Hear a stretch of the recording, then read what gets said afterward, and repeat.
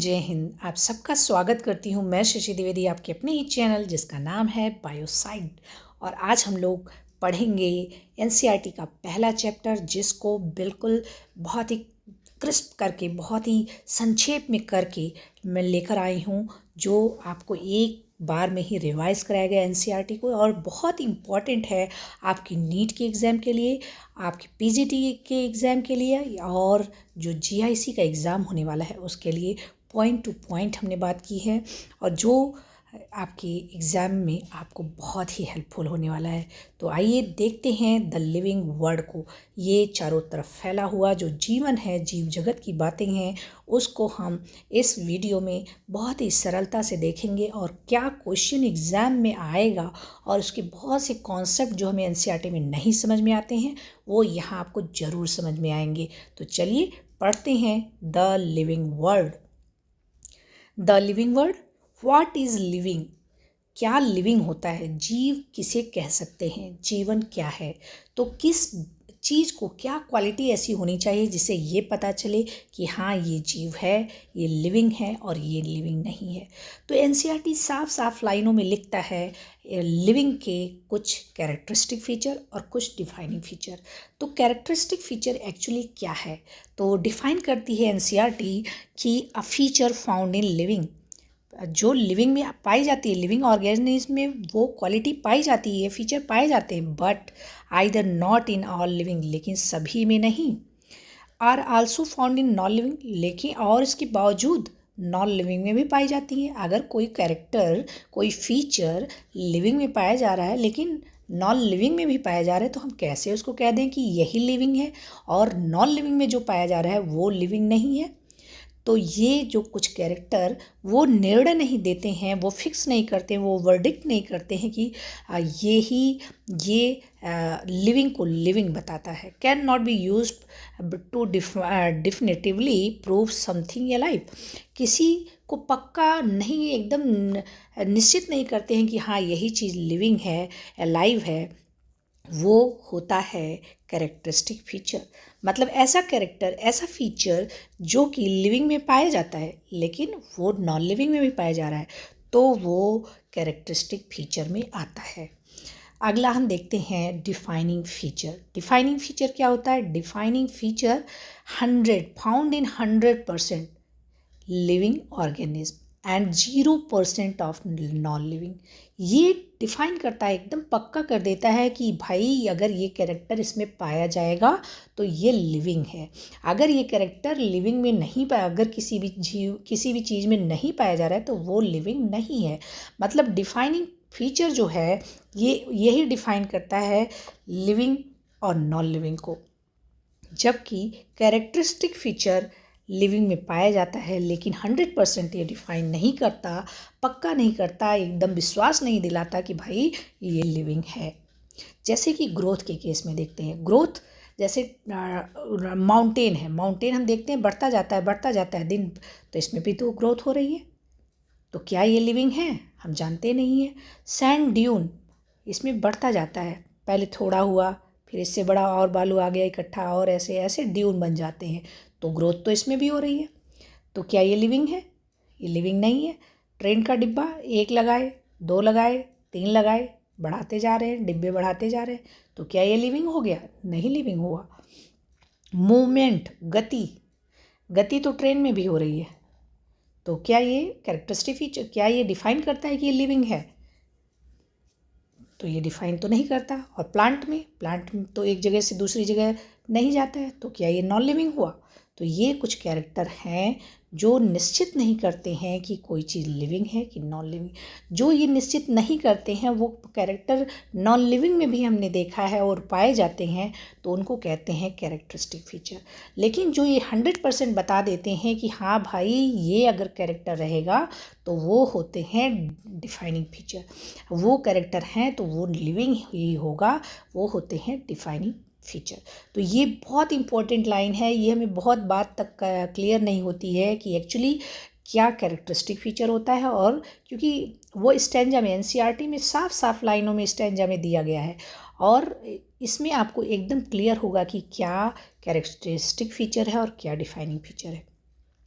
तो ये जो डिफाइनिंग फीचर है ये अल्टीमेट प्रूफ है लाइफ का, जबकि characteristic feature ultimate proof life का नहीं है, लाइफ का नहीं है। Got my point? मतलब आपको आज ये ज़रूर क्लियर हो गया होगा कि कैरेक्टरिस्टिक फीचर क्या है और डिफाइनिंग फीचर क्या है, और इसमें डिफरेंस हमें एनसीईआरटी को पूरा अच्छे से समझना है, क्योंकि इसकी लाइन से एक एक लाइन से क्वेश्चन आता है। पिछले जीआईसी में डायरेक्ट क्वेश्चन लाइन से आया हुआ था। तो अगर हमने एनसीईआरटी को लाइन टू लाइन पढ़ा है, अच्छे से पढ़ा ही नहीं, समझा भी है कि एक्चुअली उसमें क्या क्या इंपॉर्टेंट है, तो हमारा एग्ज़ाम ज़रूर क्लियर होगा। आगे हम देखते हैं, ये हमारा गोल्डन रूल भी है, लेकिन इसके भी कुछ एक्सेप्शन होते हैं। चलिए देखते हैं growth, why growth and reproduction. Growth और रिप्रोडक्शन दोनों ही इस वाले टेस्ट में फेल हो जाते हैं। चलिए देखते हैं, पहला है ग्रोथ। ग्रोथ को हमने देखा, समझा। Growth has twin characteristic. Growth क्या होती है? ग्रोथ जब या तो मास में उसकी वृद्धि हो, मास में मतलब वजन बढ़ रहा हो, वेट, और नंबर में संख्या बढ़ रही हो, दोनों तरह का ग्रोथ हो सकता है। तो दोनों हैज़ ट्विन कैरेक्टर्स, दोनों फीचर होते हैं, नंबर में भी बढ़ना होता है ग्रोथ और मास में भी बढ़ना होता है। तो लेकिन क्या non living thing grow too? लेकिन नॉन लिविंग थिंग भी ग्रो करते हैं, जैसे कि माउंटेन, जो पहाड़ होते हैं, जैसे हिमालय का अभी देख रहे हैं, वो हमेशा बढ़ता ही रहता है, क्योंकि वो क्या है, नया अभी नया है। और सैंड ड्यून ग्रो, जबकि एक्यूमुलेशन ऑफ मैटर, जैसे कि बाहर किसी चीज़ का इकट्ठा हो जाना, कूड़ा इकट्ठा हो जा रहा है, क्या ग्रोथ हो रही है? यहाँ पर एक चीज़ इकट्ठा हुई, फिर भी ईंटा एक रखा गया और ईंटें ला के रख दिए गए, तो क्या ये ग्रोथ हो रही है? तो क्या ये ग्रोथ है? ग्रोथ है, संख्या बढ़ रही है। एक ईंटें रखे गए थे, दोबारा दूसरा ईंटा रखा गया, बाकी रखा गया, रखा गया, रखा गया, रखा गया, नंबर बढ़ रहे हैं, तो क्या ये ग्रोथ हुई? बिल्कुल ग्रोथ हुई, नंबर बढ़ रहा है, तो इसको भी हम तो ग्रोथ कह सकते हैं, क्योंकि नंबर तो इंक्रीज़ हो रहा है। वेट, वेट देखिए आप, जैसे ड्यून का बन जाना, माउंटेन का विकास होना, किसी चीज़ का आउटसाइड में एक्यूमुलेशन हो जाना, वेट बढ़ रहा है, एक्यूमुलेट हो रहा है, कोई चीज़ एक जगह इकट्ठा हो रहा है। तो इससे हमें ये पता चलता है growth is only defining if it is strictly internal. Growth को तभी ये डिफाइन करता है कि हाँ ये लिविंग है, जब ये इंटरनल हो, और वो स्ट्रिक्टली इंटरनल हो, तब ये हो सकता है। लेकिन ऐसे तो पहाड़ भी ग्रो कर रहे हैं, जैसे कि देख सकते हैं हम इसमें, ये देखिए।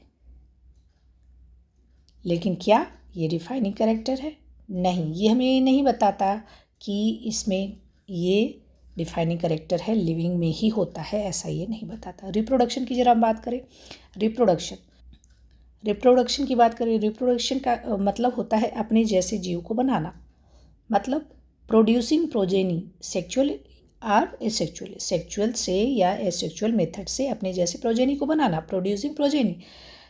तो many living things can not reproduce, लेकिन बहुत से लिविंग थिंग हैं जो रिप्रोडक्शन नहीं करते हैं, जैसे कि देख लीजिए म्यूल। एनसीईआरटी में साफ ये एग्जाम्पल लिखा हुआ है, आपने एनसीईआरटी पढ़ा होगा तो आपने देखा होगा, म्यूल्स का उदाहरण दिया गया, म्यूल की स्टेराइल हाइब्रिड है। भाई अगर रिप्रोडक्शन डिफाइन करता है कि कोई चीज़ लिविंग है, तो क्या म्यूल लिविंग नहीं है? म्यूल भी तो लिविंग है, म्यूल्स लिविंग है, जिनको आप हिंदी में खच्चर बोलते हैं। Sterile hybrid. Worker honey bee हमारे जो बायोडाइवर्सिटी का बहुत इम्पॉर्टेंट फैक्टर है, बहुत इम्पॉर्टेंट जीव है, लेकिन ये तो अगर ये तो रिप्रोडक्शन नहीं कर रहे, तो क्या ये लिविंग नहीं है? Sterile females. Infertile human couples कई होते हैं जो रिप्रोडक्शन नहीं कर पाते, मतलब अपने जैसे प्रोजेनी नहीं वो प्रोड्यूस कर पाते, तो क्या वो लिविंग नहीं है? अगर इसको रिप्रोडक्शन को हम डिफाइनिंग कैरेक्टर में डालेंगे तो फिर ये क्या है? ये तो डिफाइनिंग कैरेक्टर नहीं हुआ। तो इससे हमें ये पता चलता है कि ग्रोथ और रिप्रोडक्शन ये नहीं एकदम पक्का करता है, एकदम पक्का प्रमाण नहीं देता है कि भाई यही लिविंग है। ओके, तो ये एकदम क्लियर होना चाहिए, एकदम क्रिस्टल क्लियर है इसमें बताया गया। ये देखिए म्यूल है, वर्कर बी है, भाई रिप्रोडक्शन नहीं करते, तो क्या ये लिविंग नहीं है? एग्जाम ट्रैप क्या है? Just because you can not have kids does not mean you are not alive. मतलब अगर आपके पास बच्चा नहीं है तो इसका मतलब ये थोड़ी है कि आप लिविंग नहीं है। क्या ऐसा है? आप खुद सोचिए।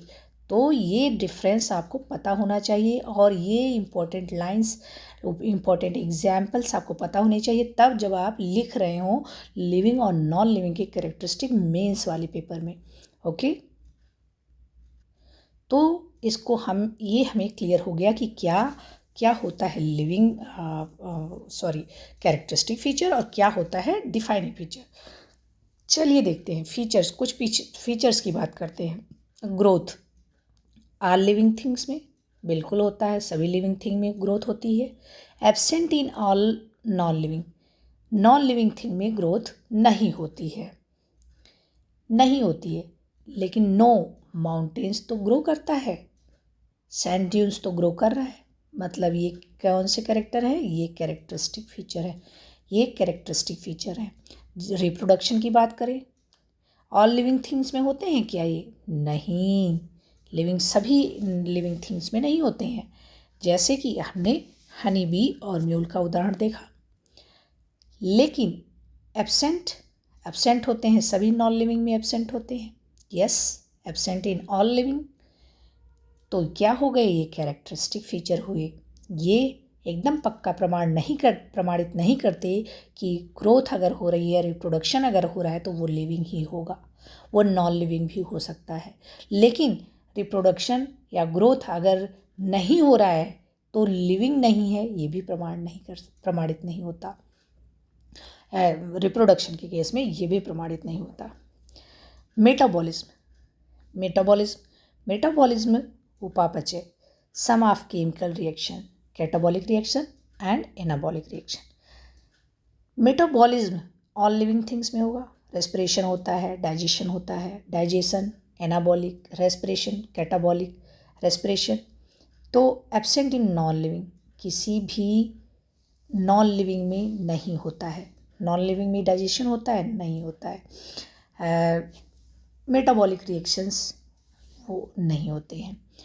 तो ये क्या है? मेटाबॉलिक, ये डिफाइनिंग कैरेक्टर हो गए, ये डिफाइन करता है कि ये लिविंग है। Cellular organisation on in all living things, cellular organisation जो होते हैं, जो सेलुलर चीज़ें, माइटोकॉन्ड्रिया, क्लोरोप्लास्ट, इन सब चीज़ का पाया जाना, लाइसोसोम, राइबोसोम, ये जो ऑर्गेनाइजेशन है सेलुलर सेल का पाया जाना, ये होता है किसमें? लिविंग में। मतलब आप कोई भी नॉन लिविंग थिंग देखिए, क्या उसमें सेल पाई जा रही है? नहीं, बस हम वायरस एक्सेप्शन को छोड़ते हैं क्योंकि वो एक्सेप्शन ही है, वो लिविंग और नॉन लिविंग के बीच का कनेक्ट करने वाला है। ठीक है, क्योंकि जब वो नॉन लिविंग के कांटेक्ट में आता है, किसी सरफेस पर आता है, तो वो नॉन लिविंग जैसा बिहेव करता है। और अगर लिविंग के कांटेक्ट में आता है तो वो लिविंग जैसा बिहेव करता है, रिप्रोडक्शन करता है। एब्सेंट इन रिप्रोडक्शन करता है और न्यूट्रिशन लेता है। यस, क्या? Absent in all non living things. हाँ, सेलुलर ऑर्गेनाइजेशन एब्सेंट होता है, सभी नॉन लिविंग थिंग में एब्सेंट होगा, किसी में भी सेलुलर ऑर्गेनाइजेशन नहीं होगा, किसमें? अगर वो नॉन लिविंग है। तो ये हो गया डिफाइनिंग कैरेक्टर, एकदम निश्चित करता है cellular organisation, metabolism and consciousness मतलब प्रतिक्रिया देना, उत्तेजित होना या किसी भी चीज़ पर रिएक्शन देना, ये क्या है? कॉन्शियसनेस। ये सभी सभी जीवों में है, सभी लिविंग बीइंग में है, सभी लिविंग बीइंग में पाए जाते हैं। कॉन्शियसनेस मेन कैरेक्टर, बहुत ही इम्पॉर्टेंट कैरेक्टर है कॉन्शियसनेस। अगर कॉन्शियसनेस है मतलब प्रतिक्रिया, वो हर जीव में, चाहे वो पेड़ पौधे कोई भी जीव है, उसमें कॉन्शियसनेस होता ही होता है। Absent in all non living, किसी भी नॉन लिविंग में नहीं होता है। रोबोट जो आजकल प्रोग्रामिंग हो रही है उसमें ये चीज़ें आई हैं, लेकिन वो कॉन्शियसनेस नहीं है, वो प्रोग्रामिंग है। ठीक है, इवन एआई हम बोलते हैं, उसके अकॉर्डिंग हमको रिप्लाई आ जाता है। कई बार हम पूछते भी नहीं हैं अपने एआई से, अपने गूगल से, लेकिन हम बात कर रहे होते हैं, उसके अकॉर्डिंग हमें जो प्रचार वगैरह जैसे अमेज़न का या कुछ भी हमने कपड़े की बात की तो उससे संबंधित वो चीज़ें हमें भेजने लगते हैं। तो ये एआई है जो प्रोग्रामिंग है, तो ये कॉन्शियसनेस नहीं है। ठीक है, कॉन्शियसनेस सभी जीवों में होता है और सभी नॉन लिविंग में, किसी भी नॉन लिविंग में नहीं होता है। तो ये कैरेक्टर डिफाइनिंग फीचर है क्या? कॉन्शियसनेस, सेलुलर ऑर्गेनाइजेशन, मेटाबॉलिज्म, बहुत ही इंपॉर्टेंट फीचर है। ये आपको याद रखना है कि कौन सा कैरेक्टरिस्टिक है और कौन सा कौन सा डिफाइनिंग है, बहुत ही इंपॉर्टेंट है। अगला है self consciousness. Self consciousness is only found in humans, लेकिन भाई सेल्फ कॉन्शियसनेस सब में नहीं पाया जाता है। अपने बारे में चिंतन मनन और सारी चीज़ें प्लानिंग व्लानिंग ये सिर्फ ह्यूमन बीइंग करता है, ये सभी लोग नहीं करता है। इसीलिए सभी लोग सारे जीव इतनी ग्रोथ उनकी नहीं हुई है जितनी की क्या हुई है ह्यूमन की हुई है। आध्यात्मिक हो, सांसारिक हो, हर तरह की ग्रोथ हुई है मनुष्य की सेल्फ कॉन्शियसनेस से। नहीं तो सारे जीव ही नहीं अध्यात्म की तरफ मुड़ते, अपना सारा पैसा जमा करते अपनी आने वाली पीढ़ियों के लिए, अपनी कंपनी सेटअप स्टार्ट करते। तो ये चीज़ें सिर्फ मनुष्य में है, सेल्फ कॉन्शियसनेस, अपने बारे में जो निर्णय चिंतन मनन है ये सब चीज़ें। लेकिन कॉन्शियसनेस जो होती है, चेतना, प्रतिक्रिया देना किसी भी चीज़ के लिए, वो कॉन्शियसनेस सब में होती है, लिविंग बीइंग में होती है। अगर लिविंग है तो उसमें कॉन्शियसनेस होता ही है। तो ये आपको क्लियर हो गया होगा। ये क्लियर हो गया कि डिफाइनिंग कैरेक्टरिस्टिक फीचर क्या है और कैरेक्टरिस्टिक फीचर क्या है। अब इतनी ज़्यादा जो संसार है हमारा वो भरा हुआ है, पूरा ब्रह्मांड भरा हुआ है जीवों से, biodiversity, so many types of species, बहुत ढेर सारी टाइप की स्पीसीज़, जीव जंतु, कहीं पानी में, समुद्र में, पहाड़ों पर, जंगल में, हर जगह कहीं भी जाते हैं तो अलग अलग तरह पहाड़ों का जीव जंतु पेड़ पौधे अलग तरह के, समुद्र में पाए जाने वाले डीप सी में जाते हैं वहाँ पर अलग तरीके के, जंगलों में चले जाते हैं वहाँ अलग अलग तरीके के पेड़ पौधे पाए जाते हैं, जीव जंतु पाए जाते हैं। और वहीं रेगिस्तान में चले जाते हैं तो अलग, तो बहुत तरह के जीव जंतु इस पृथ्वी पर पाए जा रहे हैं। तो बायोडाइवर्सिटी का मतलब ये है कि जैव विविधता refers to the number and type, number के साथ साथ नंबर के साथ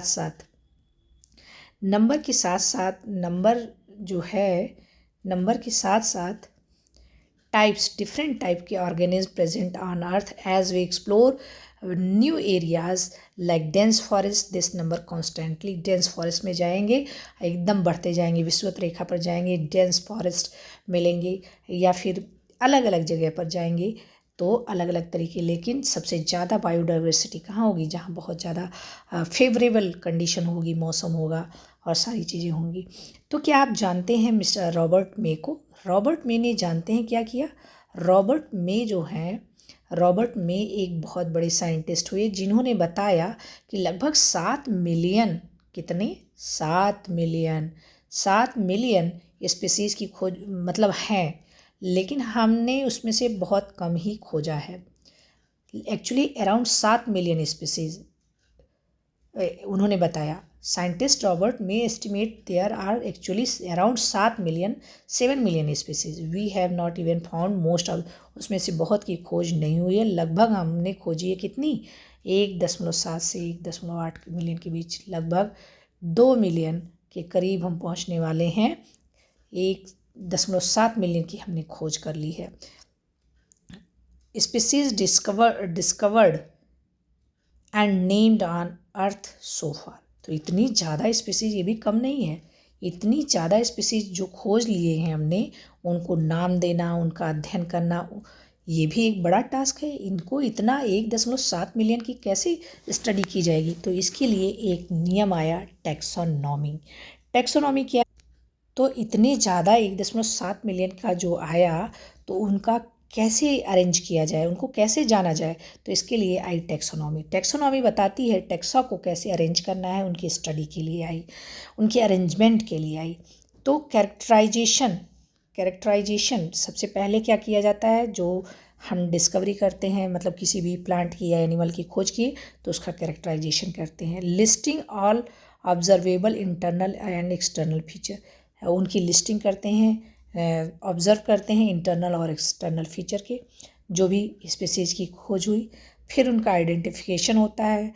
कंपेयरिंग फीचर विद नोन, जो हमने पहले खोज रखा है उससे कंपेयर करते हैं नोन ऑर्गेनिज्म से, टू रिकग्नाइज, इसको जानने के लिए, समझने के लिए। जैसे हमने किसी एक प्लांट की खोज कर ली है, कुछ नया है, जैसे एंजियोस्पर्म का ही खोज लिया या किसी भी, तो पहले तो जो हमने अगर उससे संबंधित कोई खोज लिया, जैसे हमने किसी भी स्पीसीज़ को खोजा या एल्गी को खोजा, तो जब खोज लिया तो हम उसको पहले पूरा निरीक्षण, कैरेक्टराइजेशन करेंगे उसके इंटरनल फीचर का और इस इंटरनल फीचर का एंड एक्सटर्नल फीचर।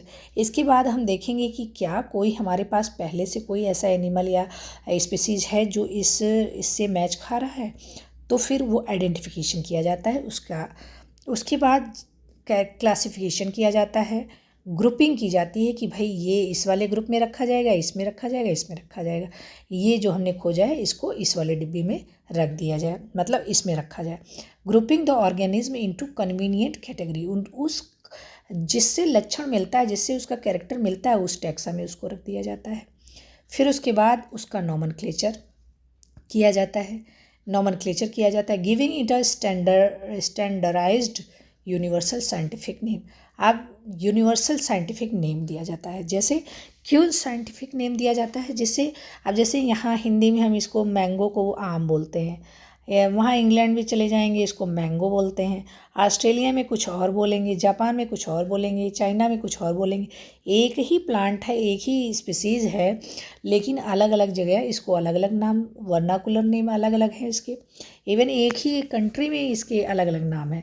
तो अगर हमने किसी स्पीसीज़ की खोज की तो पता चले दोबारा भी उसी स्पीसीज़ की खोज हो रही है अलग नाम से, है ना। तो एक अगर हम साइंटिफिक नाम दे देंगे तो पूरी दुनिया उसको जान जाएगी। और अगर हमने मान लीजिए यहाँ अमेरिका में, इंडिया में बात कर रहे हैं मैंगीफेरा इंडिका की, तो फिर उस फीचर को सभी लोग समझ पाएँ कि भाई ये मैंगो की या मैंगीफेरा इंडिका की बात हो रही है।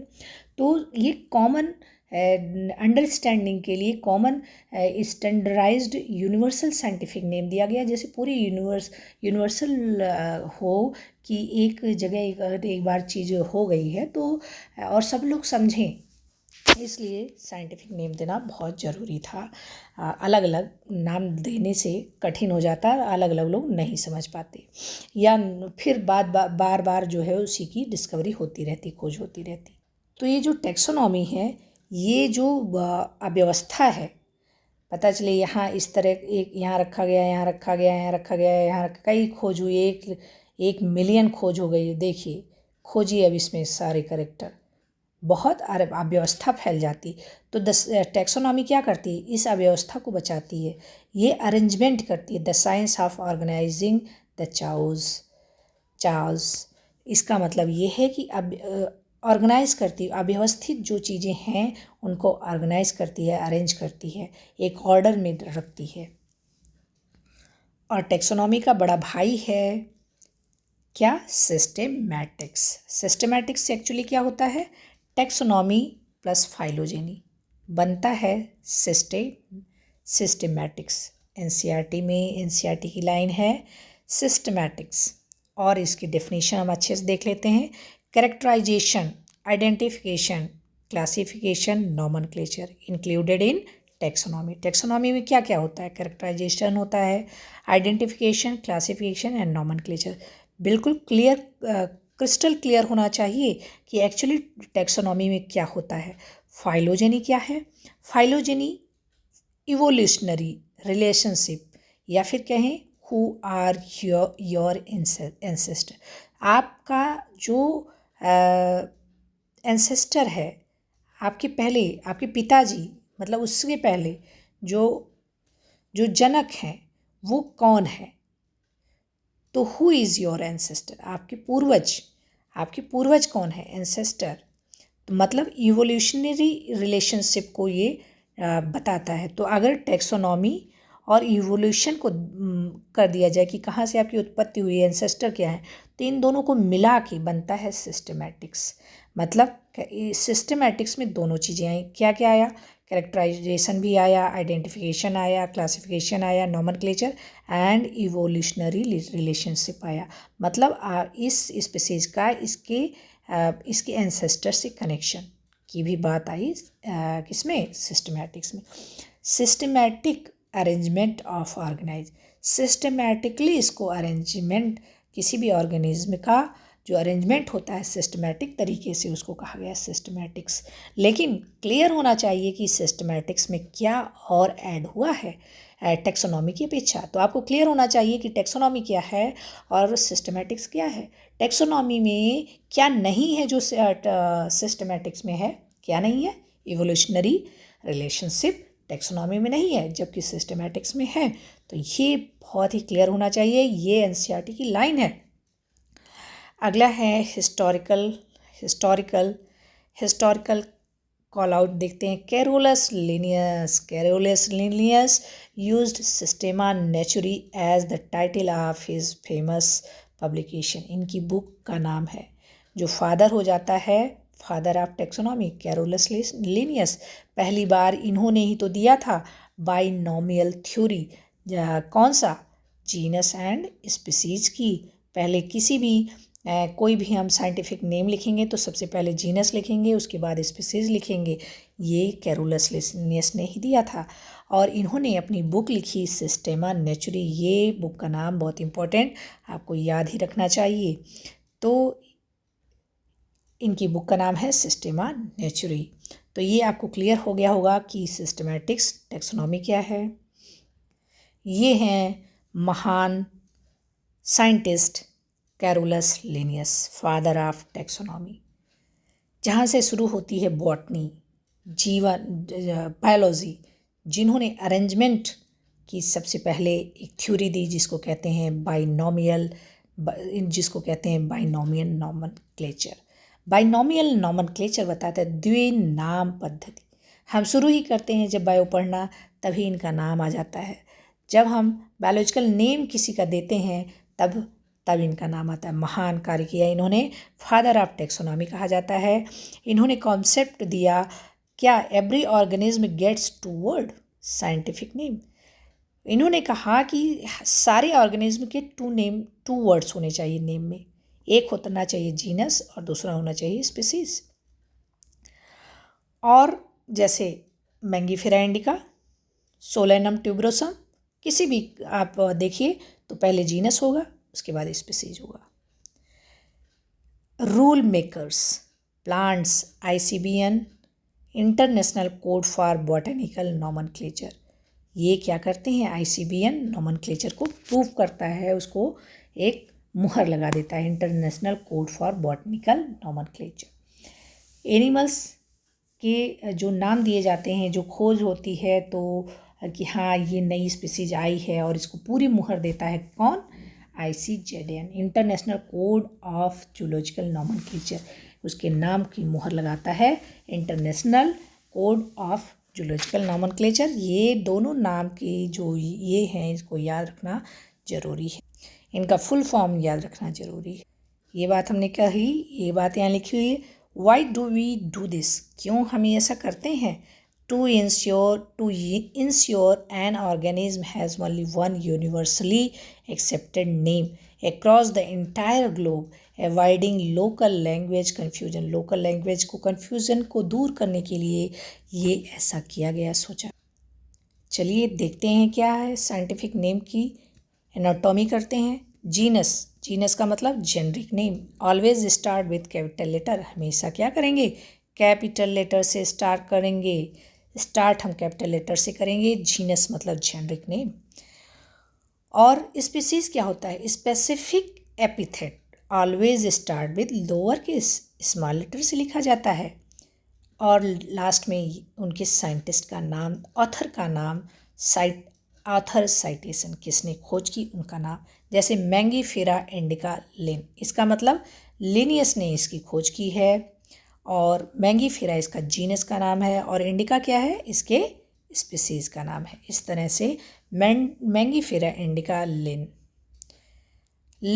Abbreviated name to the scientist who discovered it Linnaeus not italicised. और ये जो साइंटिस्ट का नाम है वो इटालियन में इटली मतलब इस तरह से नहीं लिखा जाएगा, इटैलिसाइज्ड नहीं किया जाएगा, ये कैपिटल लेटर में रहेगा और पूरा नाम नहीं रहेगा। सेपरेट, और ये क्या है, जो जेनरिक नेम है सेपरेट अंडरलाइन, और इनकी जो अंडरलाइन है पहली बात तो वो सेपरेट रहेगी। When hand written both words are underlined separately, एक साथ नहीं किया ऐसे कर दिए, सेपरेट रहेगा। Mangifera indica. To printed in italics to show Latin origin, ये जो इटैलिक में लिखा जाता है इससे पता चलता है कि ये लैटिन ओरिजिन का है।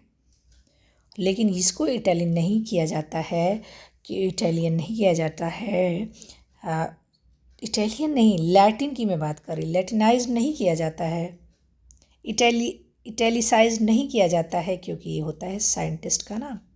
जबकि इसको इटैलिक किया जाता है क्योंकि ये लैटिन वर्ड्स होता है का। ये है आपके सामने मैंगीफेरा इंडिका।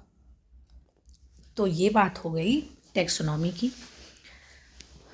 टैक्सोनॉमी कैटेगरी में देखते हैं क्या क्या आता है। Classification is not a single step, ये सिंगल स्टेप नहीं है, but a hierarchy of step, each step or rank is called a taxon. जो हायरकी बनी है और एक स्टेप को एक टैक्सा बोलते हैं, मतलब टैक्सा तो प्लूरल में आया और एक स्टेप आया टैक्सॉन। जैसे देखिए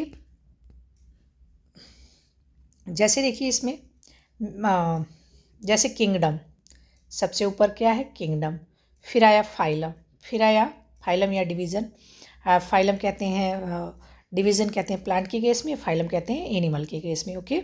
और उसके बाद आया क्लास के बाद आया ऑर्डर के बाद आया फैमिली के बाद जीनस, फिर स्पीसीज। ये जो स्टेप है, ये जो हायरकी है, इसको जो रैंक है, इसी को एक टैक्सॉन बोलते हैं। और इस तरह से हम इसको याद कर सकते हैं कि पॉट्स क्लीन और फैमिली गेट सिक, ठीक है। इस तरह से कीप पॉट्स क्लीन और फैमिली गेट सिक, क्लीन और family get sick. Keep pots, अपने बर्तन को धुलिए, कीप पॉट्स। वैसे अर्थ अगर लेंगे तो ट्रिक नहीं आएगा, लेकिन फिर भी दिमाग में बैठाएंगे। कीप पॉट्स क्लीन और फैमिली गेट सिक। बर्तन को धुलेंगे, पॉट्स को साफ रखेंगे तो फैमिली गेट सिक, या फिर फैमिली को बीमार करें, जो भी जैसे भी याद करना है। लेकिन वैसे अब कई बार है तो ज़रूरत नहीं रहती है ट्रिक की, लेकिन पहले ही 1-2 बार ठीक रहता है, ये याद रखना ज़रूरी है। क्योंकि कभी कभी ये भी पूछ लिया जाता है कि ऑर्डर पूछ लिया जाता है कि पहले के दे दिया, पहले के आएगा या पी आएगा, पहले के दे दिया फिर पी, फिर ऐसे, फिर पहले पी दे दिया फिर के दिया फिर के दिया। तो ये इस तरह से आ जाता है कि भाई कौन सा सही है। तो ये पूरा क्रिस्टल क्लियर होना चाहिए कि कब कहाँ क्या है, ओके। इसमें थोड़ा सा और क्लियर दिखेगा, जो हायरकी है, जो स्टेयर है, जो सीढ़ियाँ हैं किंगडम से स्पीसीज़ की तरफ। और ये भी पूछा जाता है कि किधर ज़्यादा बायोडाइवर्सिटी होगी। अरे भाई, जहाँ ज़्यादा है, जहाँ से स्टार्ट हो रहा है वहाँ ज़्यादा होगी। Number of common characteristic increase organism are more fundamentally similar. Common characteristic कहाँ ज़्यादा सिमिलर होंगे, यहाँ होंगे। नंबर ऑफ इधर की तरफ, ठीक है। Number of common characteristic decrease, common character इधर डिक्रीज होंगे। इधर तो बहुत से कैरेक्टरिस्टिक फीचर, बहुत से कई तरह के जीव जंतु इस तरह से रहेंगे ना, लेकिन वो छटते यहाँ कम आ जाएंगे। मतलब कैरेक्टरिस्टिक फीचर एक जैसा यहाँ ज़्यादा है, यहाँ कम है, ठीक। यहाँ ज़्यादा क्या है, यहाँ ज़्यादा है कॉमन कैरेक्टरिस्टिक फीचर। नीचे की तरफ जाते हैं तो बढ़ता है, ऊपर की तरफ जाएंगे तो कम होगा कॉमन कैरेक्टर। यहाँ तो बहुत से है ना, बहुत से, ठीक है। तो ये आप जब अंडरस्टैंडिंग डेवलप कर लेंगे तो इसको याद करने की ज़रूरत नहीं रहेगी। भाई आप देखिए ना कि कहाँ पे ज़्यादा हो सकता है, क्या एक स्पीसीज में ज़्यादा हो सकता है? नहीं, वो क्या होगा, फैमिली में ज़्यादा होगा, फैमिली से ज़्यादा ऑर्डर में होगा, कॉमन फीचर इधर ज़्यादा होगा, लेकिन इधर जाएंगे तो कम होगा ना, लेकिन स्पीसीज बढ़ती जाएगी। नंबर ऑफ कॉमन कैरेक्टरिस्टिक, जब हम ऊपर की तरफ बढ़ेंगे तो कॉमन जो फीचर होगा वो घटता जाएगा और इधर की तरफ बढ़ेंगे कॉमन फीचर तो बढ़ता जाएगा। तो एक ही स्पीसीज एक ही जीनस में का ज़्यादा रहेगा। जैसे मैंगीफेरा है तो मैंगीफेरा, सारे मैंगीफेरा आ गए, लेकिन सोलेनम ट्यूबरोसा, तो सोलेनम और मैंगीफेरा में तो डिफरेंस आएगा ना। या एक ही फैमिली की अगर हम बात कर लेंगे तो ऐसे प्लांट किंगडम में तो कई आ गए, है ना। तो इस तरह से जब हमें समझ में आ जाएगा, ये समझने की बात है, एक बार अपने आप को समझाना पड़ेगा कि किधर ज़्यादा है क्या, और समझना पड़ेगा कि जो किंगडम है यहाँ पे कई तरह के प्लांट हैं। ठीक है, प्लांट किंगडम में तो कई आ गए ना प्लांट, और एक फाइलम में उससे भी कम, उससे भी कम, उससे भी कम, उससे भी। सबसे कॉमन कैरेक्टरिस्टिक यहाँ पर आएंगे, यहाँ पे सबसे ज़्यादा फिल्टर्ड है। Number of common character decrease, classification becomes more complex and difficult. Okay, from species to kingdom, बिल्कुल क्लियर। इसको देख लेते हैं। स्पीसीज इज़ द लोएस्ट, बिल्कुल। Most basic unit of classification, basic unit है क्लासिफिकेशन की। देखिए, a group of individuals that can interbreed. Species और क्या कर सकते हैं, दैट कैन इंटरब्रीड, इसमें इंटरब्रीड कर सकते हैं। स्पीसीज टू स्पीसीज इंटरब्रीड हो सकता है। अ group of individual that can interbreed, ठीक है, बिल्कुल सही। अब इसमें हम जब एग्जाम्पल देखेंगे तो हो सकता है हमें और भी क्लियर हो जाए कि हम बात क्या कह रहे हैं। चलिए देखते हैं। हायरकी, जैसे ह्यूमन का देख लेते हैं। ह्यूमन एनिमेलिया में है। अब बताइए ये एनिमेलिया में कितना है, एलिफेंट भी है, मंकी भी है, एनिमेलिया में आ रहा है। लेकिन phylum Chordata, class Mammalia, order Primata, family Hominidae. अब होमिनिडी फैमिली की बात होगी। होमिनिडी फैमिली में भी होमो सैपियंस, जीनस हो गया होमो, सैपियंस हो गया, सैपियंस जो बहुत बुद्धिमान है। ठीक है, अब मैंगो की बात करें तो किंगडम क्या आ गया, प्लांटी। प्लांटी में तो बहुत से प्लांट है ना। डिवीज़न आ गया एंजियोस्पर्मी, मैंगो तो एंजियोस्पर्मी, लेकिन प्लांट में एंजियो जिम्नो सारे हैं। क्लास डाइकोटिलेडोनी, डाइकॉट है, लेकिन एंजियोस्पर्म में मोनोकॉट भी होता है, जैसे गेहूँ है ना। देखिए अब क्लास में और भी कॉमन आ गया कैरेक्टर। ऑर्डर सेपिंडेल्स है, फैमिली एनाकार्डियेसी है, सीईए फैमिली में लगता है, ठीक है। सीईए ये जो है लास्ट में, ये फैमिली में लगता है। जीनस मैंगीफेरा आ गया, स्पीसीज आ गया इंडिका, ठीक है। तो इस तरह से जब हम इधर जाते हैं तो कॉमन कैरेक्टर ज़्यादा होने लगते हैं, और इधर जब इधर इसकी साइड जाते हैं, किंगडम की साइड, तो कॉमन कैरेक्टर एक दूसरे से मैच होना कम हो जाते हैं। अब हम बात करते हैं टेक्सोनॉमिकल एड्स की, मतलब थोड़े से फीचर्स जान लेते हैं। Where do scientist store all this biodiversity, कुछ प्लांट के कुछ एनिमल्स की कहाँ पर रखे जाते हैं, कैसे रखे जाते हैं, जैसे उनको उनका प्रिजर्व कैसे किया जाता है, उनको उनकी पहचान के लिए सैंपल कैसे रखे जाते हैं, इनकी बात करेंगे। प्लांट्स में डेड प्रिजर्व्ड, जबकि एनिमल्स में, और प्लांट्स को कहाँ रखा जाता है, हर्बेरियम में। हर्बेरियम में उसको सुखा के, ड्राई प्रेस सीट, सुखा करके प्रेस करके, दबा के, प्रेस का मतलब दबा के रखा जाता है उन सीट को। और जो एनिमल्स होते हैं उनको म्यूज़ियम में रखा जाता है, स्टफ्ड स्पेसिमेन करके, जार में, पिंड इंसेक्ट, और उसमें स्पेसिमेन जार में कुछ ऐसी चीज़ें, केमिकल्स रहते हैं जो उनको बहुत दिनों तक सही रखते हैं। डेड प्रिजर्व्ड, डेड करके मतलब उनको प्रिजर्व किया जाता है।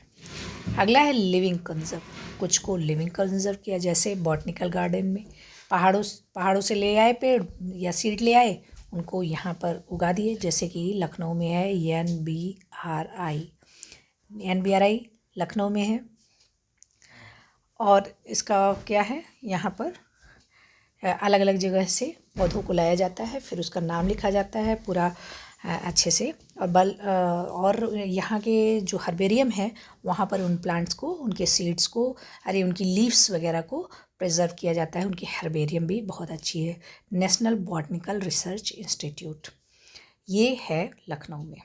तो बॉटनिकल जो गार्डन है उसको में क्या होता है कि सीड ले आए और वहाँ पे उगाए, या पौधा ले आए वहाँ पर उगाते हैं, और पत्तियाँ ले आए और प्रिजर्व करके मतलब हर्बेरियम में उनके रख दिया गया। एनिमल्स क्या है, जूलॉजिकल पार्क बनाते हैं। प्रोटेक्टेड इन्वायरमेंट में जूलॉजिकल पार्क बनाया जाता है। बहुत से जूलॉजिकल पार्क हैं जहाँ पे अलग अलग टाइप के एनिमल्स को रखा जाता है प्रोटेक्टेड इन्वायरमेंट में। डेड जो होते हैं उनको प्रिजर्व किया जाता है, और लिविंग को क्या होता है, उनको कंजर्व किया जाता है, मतलब उनकी सुरक्षा की जाती है, संरक्षा की जाती है, उनको सुरक्षा दी जाती है जिससे वो सर्वाइव कर सकें, रह सकें। जो टेक्सोनॉमी है उसके अंदर क्या क्या पाया जाता है। Herbarium, quick reference system, seed contain data, date मतलब कब इसकी खोज हुई, ये जो सीट होती है जिसमें जैसे इस लीफ को प्रिजर्व किया गया, मतलब रखा गया दबा के, फिर उसमें डेट लिखी रहती है, प्लेस कहाँ से लाया गया है उसको, और उसका नाम, बॉटनिकल नेम पहले तो साइंटिस्ट मिलके आइडेंटिफाई करते हैं। फैमिली, कलेक्शन, किसने कलेक्ट किया उसका भी नाम लिखा जाता है इसमें। बॉटनिकल गार्डन में जो होता है तो ये हर्बेरियम में ये चीज़ें रखी जाती हैं। बॉटनिकल गार्डन में क्या होता है, अभी तो ये जो हर्बेरियम है इसको डिजिटलाइज भी कर दिया गया है, तो इसको पूरा हम देख सकते हैं। Living plants for reference tag indicate botanical name and family. जैसे प्लांट वहाँ जैसे NBRI में है तो पूरा बड़े हो गए हैं, लेकिन उसमें नाम, फैमिली का नाम पूरा पूरा रखा हुआ है। जैसे कि क्यू इंग्लैंड में है, इंडियन बॉटनिकल गार्डन जैसे हावड़ा में है, और NBRI लखनऊ में है। तो ये बॉटनिकल गार्डन में वो प्लांट्स, इनको देखिए इस तरह से टैग करके लिखा जाता है, पूरा नाम सहित फैमिली वैमिली सब लिखा रहता है। और म्यूज़ियम में इस तरह का जार रहता है, इसमें केमिकल भरा रहता है।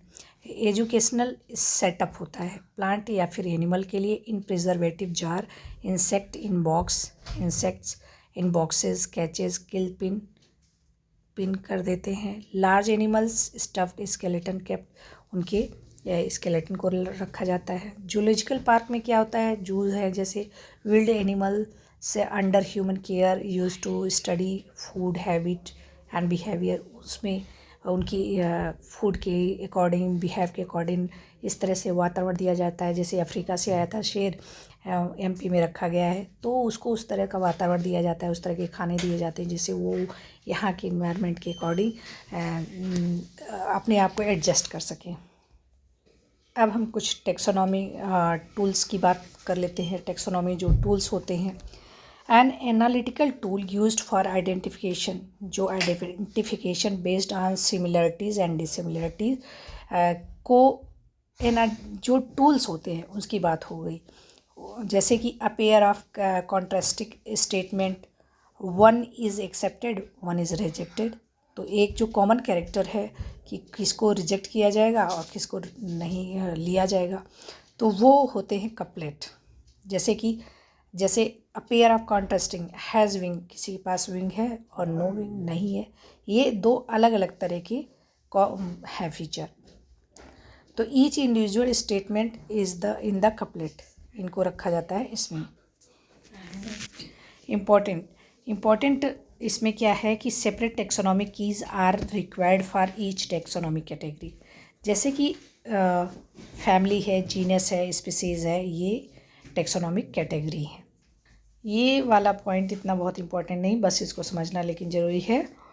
अब हम फ्लोरा फन्ना की बात कर लेते हैं। फ्लोरा, द लाइब्रेरी लिटरेचर, मतलब लाइब्रेरी में क्या क्या रखा जाता है, उसको कैसे पढ़ना है। फ्लोरा में आते हैं प्लांट्स। फ्लोरा का मतलब होता है plants. Flora, manuals and monographs and catalogue, ये चीज़ें दी रहती हैं। अब इसमें क्या होता है, सबको अलग अलग समझना है। फ्लोरा क्या होता है, actual account of habitat and distribution of plant in given area. एक स्पेसिफिक एरिया में पाए जाने वाले जो प्लांट हैं उनका हैबिटेट, उनका डिस्ट्रीब्यूशन, ये सब चीज़ें फ्लोरा में हमें मिलता है। मैनुअल्स में क्या है, हैंडी गाइड होते हैं for identifying the name of species, जो स्पीसीज का नेम है, स्पीसीज का नाम स्पीसीज का नेम आइडेंटिफाई करने के लिए इसका प्रयोग, स्पेसिफिक एरिया में स्पीसीज का नेम आइडेंटिफाई करने के लिए इसका प्रयोग किया जाता है। मोनोग्राफ क्या होता है?